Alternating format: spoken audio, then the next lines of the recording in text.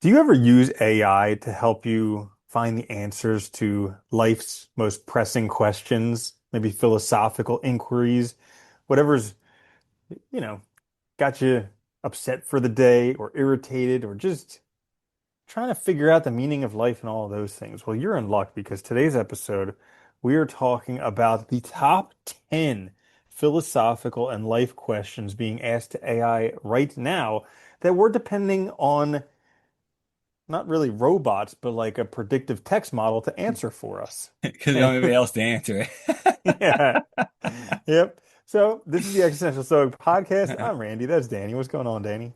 What's up, Brittany? Yeah, these are actually pretty good questions too. I mean, they're generally, and they're ones that I guess they're kind of ones that you would expect. A lot of them, maybe not all of them, Hmm. but But there are also questions that you may be hesitant to ask another person these types of things because of like stigmas associated with them, or you may just not have good advice. Because I mean, one thing about AI is that like even though it is just a predictive text model, it's also the hive mind because it is just all of the text collected from Reddit for the yeah, past 20, 30 years, and then using that to predict what's the next most likely word. So you can not even the last essentially 20, 30 years, really, like longer than that if you count books and stuff from, Oh, true, this, true, true. yeah. Yeah. Yeah. So essentially it is like harnessing the hive mind out open sourcing your information. So I do like it for a lot of this stuff, but let's each Well, ask sometimes a it's question at a helpful too. time. And I Hmm. think, like you said, it's funny that I always found it funny that people don't talk about this stuff more, but Hmm. maybe it's just because it is like, they're difficult questions. They don't have answers necessarily that are like clear. So it's like hard sometimes for people to get in those conversations or it's too, I don't know, I deep mean, or I something. mean, there's also something about like being in the state. Like for instance, like Like when vulnerable. you're having a bad day and a good day, you have a completely different brain. Like Oh, it's hell just yeah. like when you're having a bad day, the whole world. But also like even people that you might have available to ask these questions to, like a significant other or a parent or something like that. They may be at a different stage in their life where like this question just doesn't seem important or it's not a concern to them. So like actually answering these questions, asking AI, it might know something about you to where it could specifically answer the question best for Oh, you. that's true. Yeah, yeah, yeah. Hmm. All right. Well, But that being well, said, we're going to do an even better job in this episode because this heck is the yeah. Existential Stoic podcast and we know what you're talking about. And we ask these questions constantly. Yeah, exactly. So, first question, what is the purpose of life, Danny? Oh, amazing. Okay, good question. Yeah, I'll ask you Yeah, answer all and right. then I'll Fair enough. respond and Yeah, then vice versa. purpose of life is a tough one. I am a fan of like you have to make your own kind of because I don't think there's any one size fits all answer. And I don't think I know there are belief systems that have like a higher order purpose, right? Like, assigned by God or something like that. But I don't believe in that. I don't think there are. So I don't think there's any like necessary purpose why we're here or anything like that. I think the purpose is whatever we create. So finding meaning, figuring out what matters to you, and then trying to kind of like actually make that a big part of your life and, a significant part of like who you are. But it's difficult, right? Because like even if you identify something that matters, actually making that part of your life or putting it into practice can be really challenging. And sometimes for some people that might be like a cause, for some people it might be family, it might be, whatever, right? Any number of things. And I think the other important thing with that is it can change because Mhm. we change over time. We're not the same person. I'm definitely not the same person I was when I was 20. I won't be when I'm 60, So I think it's also important to reflect and go back to this and like think about it so that you can keep kind of updating it appropriately for your life. Hmm. Yeah, that's a great one. I agree on a lot of points like that you mentioned, finding something that's important to you. Because I think that really, for me, that's a lot of what it comes down to is finding something that's important to you. Because there, my belief is there's really not some inherent purpose to life. Like life just is. Yeah. And the purpose of it is you're here living. Like that's it. It's kind of like what's the purpose of breathing? But you're just breathing. Like that's just what happens. You can't undo it. But yeah, so Well, I anyways, was you were gonna gonna say say, something? yeah, no, it's funny. Like you look at other animals, right, that don't have higher cognitive faculties like we do, and they just live. in the environment they find themselves in the circumstances, they just live doing their thing. They're trying to reproduce, they're trying to eat, they're trying to be the top or whatever of their group, whatever the hell it is, right? And I think humans, because we just think so much, that makes us think there's something beyond it. But if you really think about it, the natural world is just living is the point. There's Hmm. nothing else beyond that. And so we make it to be more than it is. So sometimes I think we just, yeah, you just define it yourself. There's nothing Well, there so otherwise. yeah, so like if there's no purpose to life, then life becomes meaningless and it's like, oh my gosh, this whole existential crisis.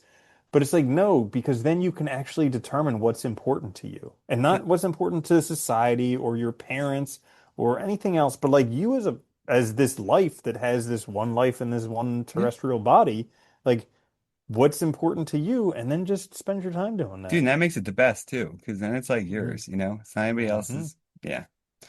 So number two, how do I know what I truly want? Cool. Yeah, right? Okay, so yeah.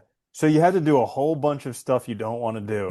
And yeah, honestly, but that's Yeah. actually like one of the really big indicators. So like I mean, we've both been in areas of our life that we did not enjoy. Like I worked as a veterinarian for a long Mm. time, and a lot of people idolize that job. Like literally every day, people would be like, "You must love your job," and I was standing But there you're a like nodding doctor. my, yeah, I was nodding my head, smiling, being polite, but I was like, "Nah, I freaking hate it."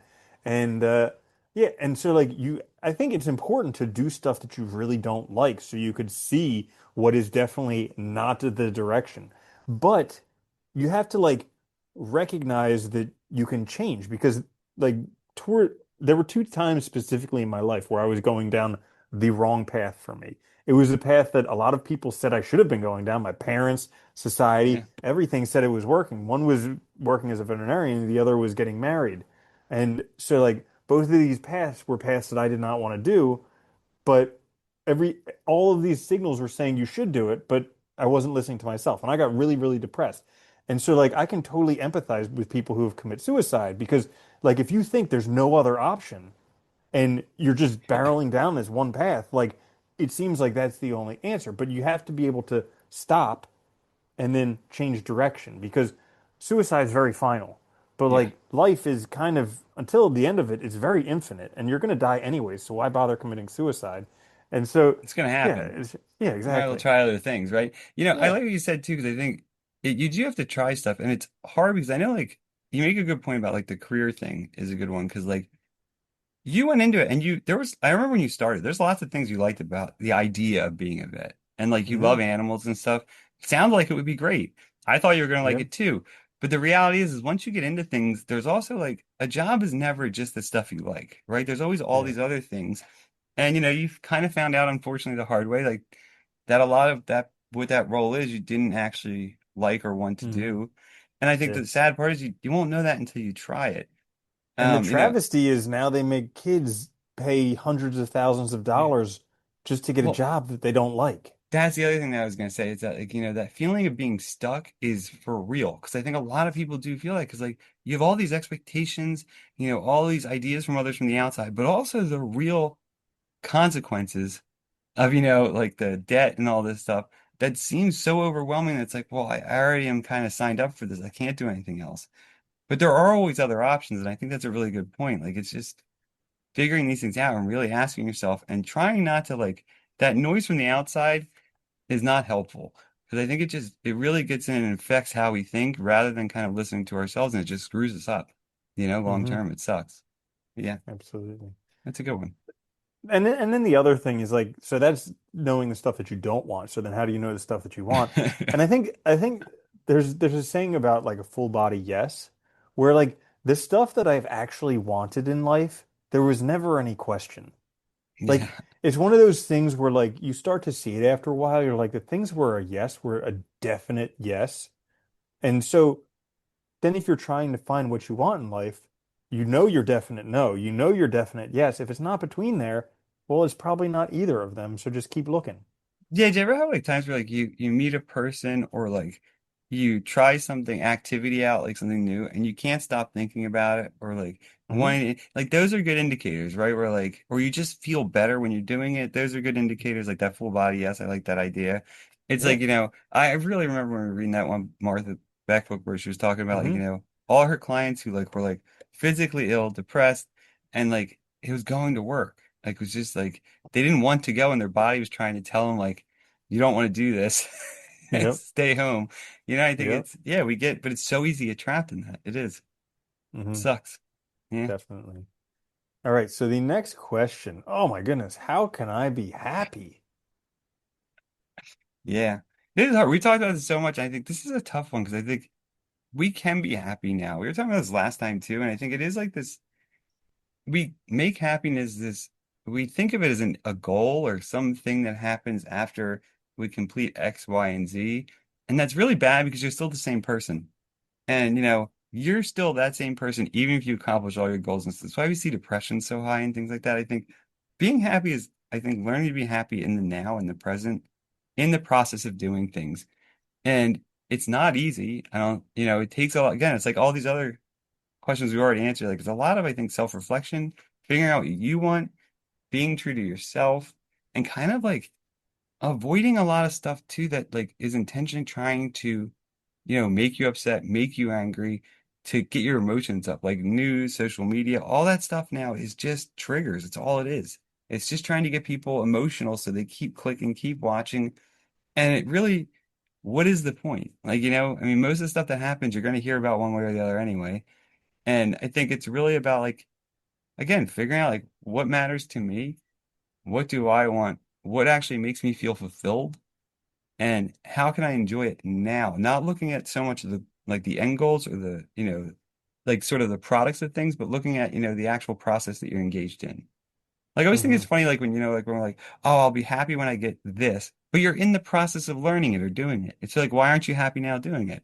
If it's something you Hmm. really want, it should be something enjoyable.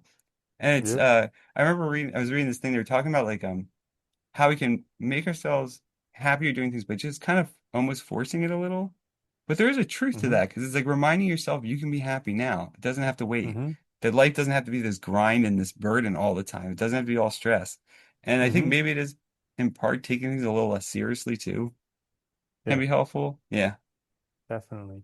And so like the biggest impediment to happiness is trying to be happy. Yeah. So like Yeah. that's it's like one of these paradoxes of life, but like, you know, generally the only time I recognize I'm not specifically not happy is when someone asks me if I'm happy. Yeah. And then I'm like, aha, I was fine until you just asked.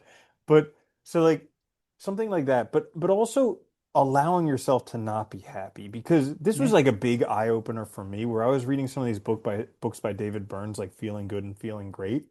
And he's like, listen, like if you do this stuff in these books, you're going to end up having a better life. You're going to be happier. You're going to feel good. You're going to feel great.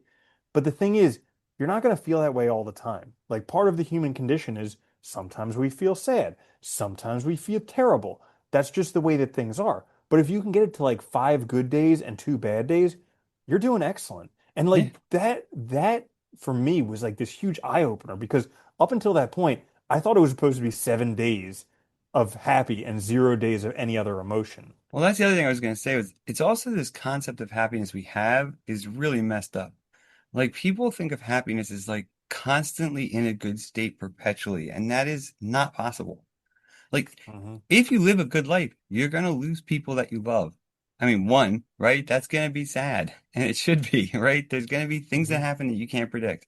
There's gonna be acts. So I think I always like the old philosophers, like the ancients, talk about it as like it's more about like happiness is more like with the virtue ethics and stuff. It's about having like a balanced character, so you can weather those ups and downs better and you're Hmm. more in a consistent state regardless of what happens, right? And you deal with it in a healthy way. So I think also rethinking how we kind of think of happiness is important here. It's not really that like joyous emotion, that's part of it, but that's not the whole thing. Because Hmm. human life isn't just that one emotion, right? Even though it feels good to be in that state, that would be like a manic existence. It would be insane if you were like Hmm. that all the time. Absolutely. All right. Yeah. Next one. This is an easy one. How do you deal with death, or how do I deal with death? Just suck it up. Right? Well, hey, this is, I mean, this is a I guess, an appropriate one because when I worked as a veterinarian, I euthanized thousands of animals, and it was like brutal. But I've read a whole bunch of books on the subject in order to deal with that stuff. But it's a difficult thing because death is coming for us all. First, it'll come for your friends and loved ones, most likely, and then it'll come for you. And I think I don't know the absolute answer for how to deal with this, but one thing that I do is I contemplate death pretty regularly. And I think you see that in a lot of these civilizations like Memento Mori and the in Mexico they have like El Dia de Muerte and things like that, where they don't take death so seriously. Like it's part of the play that we're in. We're in this play. Part of it is life, the other part is death. But I mean, so I think about life a lot and reading meditations, I mean, truthfully listening to meditations, but that Counts has as reading. been, yeah, but like that helps remind me of death quite often because he talks about it all the time in there. Because he And goes back to it so much. dude, all the time. I know he's beating a dead horse. And but the other thing is, I think it's also important to live a fulfilling life. Because if there was stuff that I was going to regret when I died, yeah, death would be like really bad. But I try and live a life where I say the things that I want to say to the people that I care about. I live the life that I want to live according to my life. So like if I was to go tomorrow or if I was to go 100 years from now, it wouldn't matter much because up until this point, I've tried to live a life that's what I want to live. Yeah. And I think for a lot of us too, I think this death is difficult because we our experience of it a lot of times is the external, where something else that we care about dies. A family member, a pet, something like that, friend. And it's hard to deal with, right? It's hard to sort of wrap our heads around. But it's just remembering too that it's just a part of life. It's gonna happen, right? And I think it's important to also like when these things happen, when it's somebody else going through it and that we love, like letting yourself also like experience the grief in a healthy way is important, whether that means finding somebody else to talk to or whatever, but dealing with it, not like bottling up because that can come back to bite you, I think, and be Mhm. problematic later. But yeah, I like what you said. I think it is. It's just also thinking about it and reminding ourselves this is going to happen and kind of using it as a way to check whether we're living the way we want to live. Like, we don't have infinite time. It's easy to think that we do, that we're going to live forever, but we don't. And so, Yeah, yeah. that's a great point. Like you mentioned, we're going to lose other people first. And so we think about how do I deal with their death? Well, it's like, how about living with them now as if Yeah. they're going to die? Yeah. Like, stop deluding yourself. Yeah. And like all that, I Yeah. mean, think of all the times we put off things because of like our busy schedules and all this stuff. And it's like, Hmm. I think that's where our regrets come from too, a lot of times. It's like we don't live the life we want to live and we're not actually engaging with people we want to engage with. And yeah. So when the loss feels a lot worse. Hmm. Definitely. Good one. Next question. What should I do with my life? Yeah. Yeah, this is a tough one, I think. And I think this is hard because, again, I think this is about finding what matters to you. Ideally, that's the main thing is, Mm. and not listening to others, not listening to the noise, because that's always going to get in the way, figuring it out. This takes trying stuff too, trying a lot of things Ooh. to figure out what matters to you. But I think this is also hard too, because I do think, oh, go ahead, what are you going to say?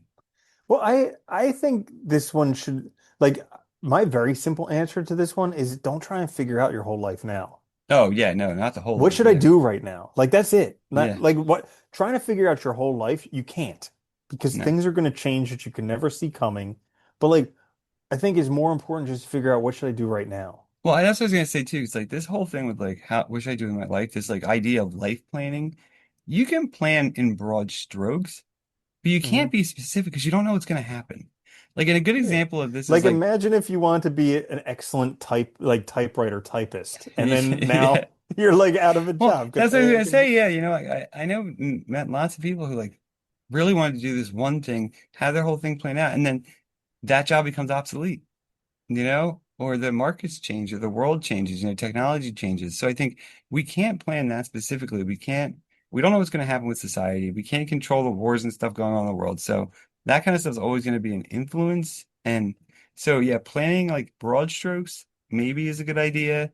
But yeah, focus more on the present and like the immediate future in terms of planning is like, I think the best way. Hmm.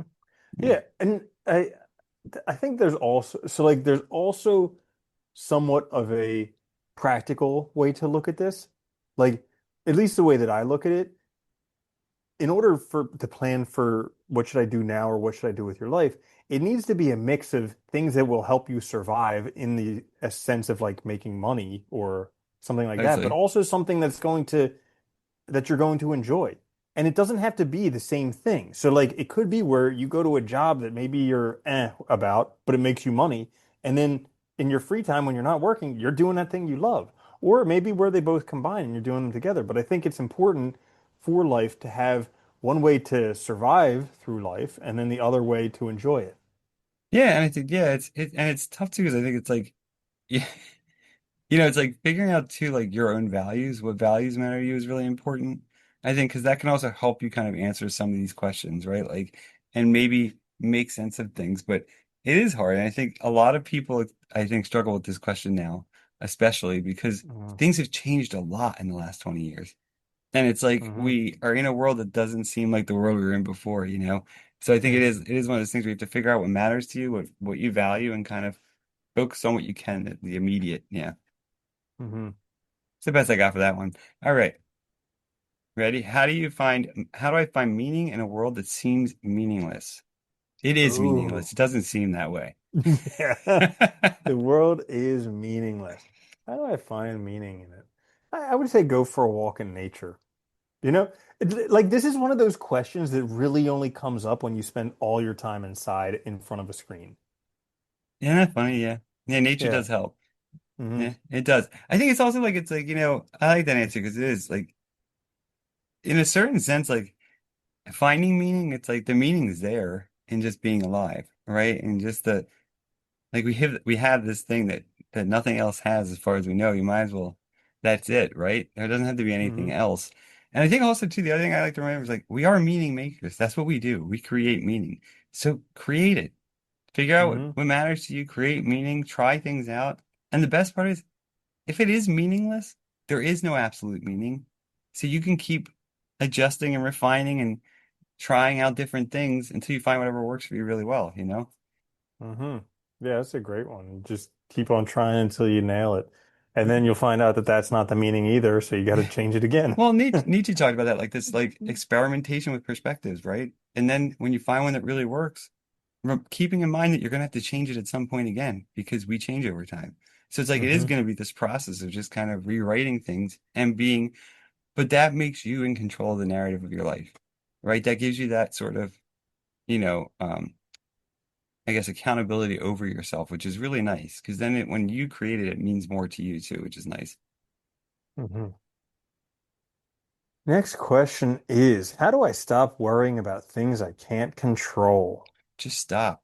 Mhm. Well, yeah. Yeah. So there's this thing called a dichotomy of Yeah. control. I think that's a good one, Ye- right? Like, so obviously, like reminding yourself what we can control because we really don't have control over a lot of things. It's only like this, right? Like our emotion, how we respond to things, what we feel to some extent, but even really not even that wholly, our choices, our actions.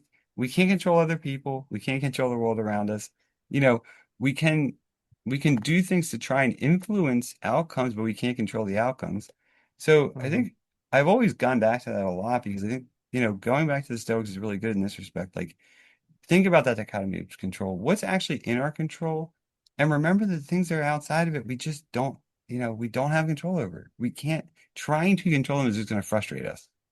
Trying to sort of Mhm. force the world to be a certain way is not going to work. So it's figuring out, I think, one, what we have control over, and then being a little bit more, I guess, like easier on ourselves about letting some other things go because they're just outside of our realm of influence. Mm. Yeah, definitely. And also worrying about stuff. Like when was the last time worrying was actually helpful? Yeah, never. See, worrying is like this crazy type of magical thinking. It's like you have this belief that if you worry about it, it'll improve the situation. But you Yeah. have no evidence from life that that's actually true. It's just this thought that you have that's wrong, but Well, we all get stuck there. it's like how many times have you heard people like, like an accident happens and they're like, if I only left like 2 minutes before or whatever, it's like, yeah, you didn't. Hmm. Yeah, Yeah, that's exactly. it. You just didn't. That's it. This is what Hmm. happened. Deal with what actually happened. Don't worry about all those other things because they don't exist. They're just hypotheticals, right? Hmm. Yeah. It is funny. I don't know. It's like we can only do so much, and I think part of it is we get too stressed out about too many things, especially with like all the information we've access to. It's like, Hmm. it's so easy to get caught up in all this other stuff. And like in a lot of ways, it's also a distraction from our own lives and ourselves. So I think here it comes back to your values and stuff, what matters to you, and focusing on stuff that you can control and actually have influence over will make it a lot Hmm. easier. Yeah. And maybe like you're saying there, focusing more on things that are in your control. Because I think potentially the people who this bothers the most are people who don't exercise things that are in their control. Yeah. And so learning to exercise those things that are in your control Well, I think the more might you be do that helpful. too, the more you see that like, hey, this is what I can do, and I'm Hmm. doing that, so I'm doing all I can, right? So the rest of it I just don't need to worry about. And I think that Hmm. does make it a lot easier. Yeah. Yeah. All right.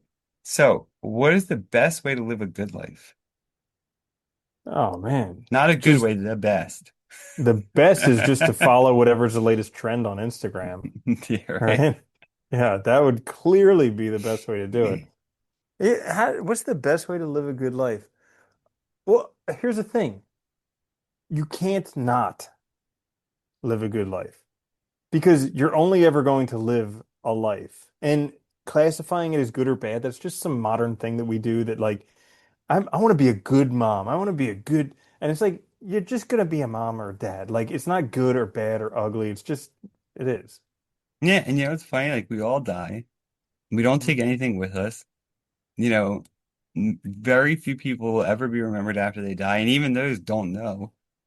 In the end, Mm-hmm. it really doesn't. It's kind of funny. Yeah, it's like there is no, the best way to live is kind of interesting because there is no like good answer to that. It's like, what matters to the It's just, individual? Like, yeah. what do you care about? Yeah, Well, it's just this like grind culture that wants to optimize everything. They're like, I know. God. okay, oh, so living a good life is important. Like, what's the best way to live a good life? Okay, well, you got to wake up at 4 in the morning, and then first thing you got to do is an ice bath, and then you intermittent fast until noon, and you're gonna drink a bulletproof coffee with butter in there, cinnamon, and like, it's like 6:30 in the morning, and you're already just spent from trying to do all this stuff, and it's just Yeah, like you don't need to do that. you do not. You do not. I think like routines are helpful. Hmm. I do like routines. Definitely. Yeah, Definitely. but like, But they yeah, can also get to be excessive. Like I noticed I do that a lot where like we talked about habit stacking a long time ago in this yeah. series. And so like, that's where like if you want to incorporate a new habit, you add it to one habit you already have. Like if you want to, I don't know, start flossing, you just start doing it when you brush your teeth. Simple enough. You brush your teeth twice a day, start flossing twice a day. But uh well, it turns out flossing isn't that easy until you get one of those handheld flossing water pick Those things flossing are things. nice, aren't they? Then it's really easy.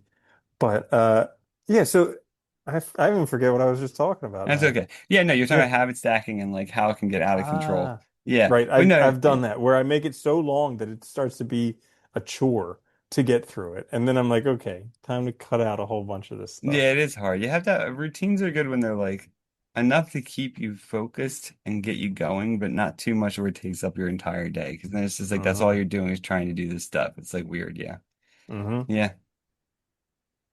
I agree. Uh, I think how do I know if I'm wasting my life?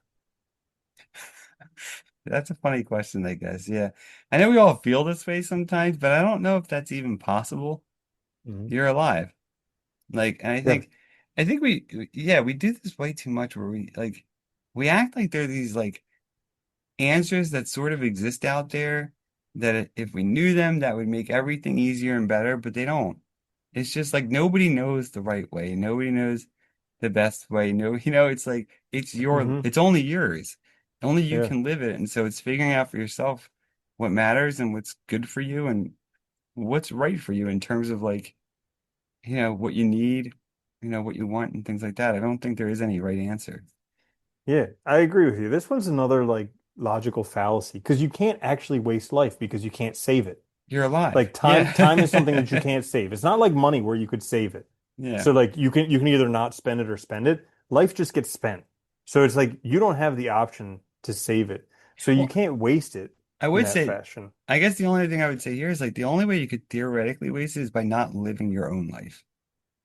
So Hmm, like, always like conforming, doing what everybody else expects of you, that kind of thing, not ever thinking for yourself, I think would be sort of a waste of your life in the sense that like you're not living your own life. You're letting other people decide for you. true, But even then, true. I mean, I don't know if you can actually waste it. That's like, yeah, literally, that's weird. Hmm. It doesn't make any sense. Yeah, Yeah. yeah. And it's you know, life is kind I mean, life is this thing that comes and goes. So it's not Yeah. like it was like okay, so I was in this book club and we were reading this book about a woman having a midlife crisis. And Yeah. she was really upset because she was going through menopause and her like hormones were going to drop off the chart. But it's like she'd already succeeded in a sexual realm because she already had a child. So it's like it wasn't wasted. Even though your hormones are going to drop, it's not a waste because you already were a success in that fashion of life. You reproduced. And so it's kind of the same thing with life because we're all born, we're all going to die. So it's like you can't waste it because you get both of those things and that's it. Yeah. And nobody knows how long it's gonna be, nothing. Yeah. I like that. That works. All right. What would I regret most on my deathbed? What would you regret most on your deathbed? We've done multiple episodes on this one, the I five think the regrets of most the isn't the dying. most common one that like didn't spend enough time with people I love. I And I wish I would think have lived a life true to myself, not what yes. other people wanted me to. And then I I wish I wish would have worked less. yeah, worked less and spent more time on things that like your hobbies, like things you like and Hmm. enjoy. And I think those are Yeah, the four, I think those are the four biggest ones, if I remember correctly. yeah, yeah. Yeah. I Like guess, no one says they wish they would have worked more. right? It's like Yeah. I think probably the thing that, at least this is what I think I would regret the most on my deathbed, is like the thing that I always thought I should try, but was too scared to do. that's a good one. Like that's the thing that I think I would regret most because on my death, because the scared part of doing it is like essentially the fear of death underneath everything. Well, now you're on your deathbed, you're gonna die anyways, and you didn't at least give this thing a try. Yeah, yeah. I think it's too, it's like we I think we have this problem too now where we fetishize like this, workaholism and like making these things like we also like we make things important that aren't important or put too much value on things that aren't important, like, acting like everything is like life or death at work or everything matters. So, and I think that gets in the way too of us actually like doing what we care about, what matters, what might actually improve our lives as like in the sense of our own life, and I think that's where this question of like reminding yourself that we will die too, that life's not forever, and kind Hmm. of starting to adjust your life to start doing those things that matter to you? Like, who's important in your life? Like, what things do you really truly love doing? Those kinds of things can help you avoid these regrets later on and then start doing that? It's like, I think a lot of us burn ourselves out, right? You burn yourself out at work all week. You're so exhausted. Then you don't want to do anything on the weekend. Then you don't see anybody that you care about. Or like you're not Hmm. present when you're with them, right? And then it's like, you're going to definitely regret that. Definitely. Yeah. So there you have it. 10 of the top questions asked AI about life and philosophy. Answered by real And people. and the correct answers too. I mean, the Yeah. only possible answer that you could have for these, the correct answer. So, anyways, if you enjoyed those, we have hundreds of other episodes available on YouTube, wherever you get your podcasts. Until next time, this is the Existential Stoic Podcast. I'm Randy. That's Danny. I'll see you later, Danny. Later, Andy.